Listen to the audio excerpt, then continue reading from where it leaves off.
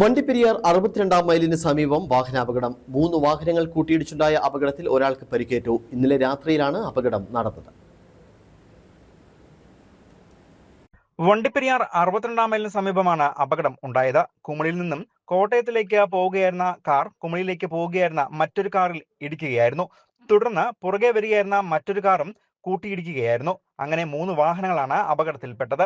ഇതിൽ പെരിയാറിലേക്ക് വരികയായിരുന്ന വാഹനത്തിൽ ഉണ്ടായിരുന്നവർക്ക് സാരമായി പരിക്കേൽക്കുകയും ചെയ്തു. അപകടത്തെ തുടർന്ന് റോഡിന് കുറുകെ അപകടത്തിൽപ്പെട്ട വാഹനങ്ങൾ കിടക്കുകയും ഗതാഗത തടസ്സം ഏർപ്പെടുകയും ചെയ്തു. അരമണിക്കൂറോളം ഗതാഗതം പൂർണ്ണമായും തടസ്സപ്പെട്ടു. പിന്നീട് വണ്ടിപ്പെരിയാർ പോലീസ് സ്ഥലത്തെത്തുകയും വാഹനങ്ങൾ എടുത്തു മാറ്റുകയും ഗതാഗതം പുനഃസ്ഥാപിക്കുകയും ചെയ്തു. ഉടൻ തന്നെ ഓടിക്കൂടിയ നാട്ടുകാർ അപകടത്തിൽ പരിക്കേറ്റ ആളുകളെ വണ്ടിപ്പെരിയാർ ആശുപത്രിയിൽ പ്രവേശിപ്പിക്കുകയും ചെയ്തിരുന്നു. News bureau, Vandiperiyar.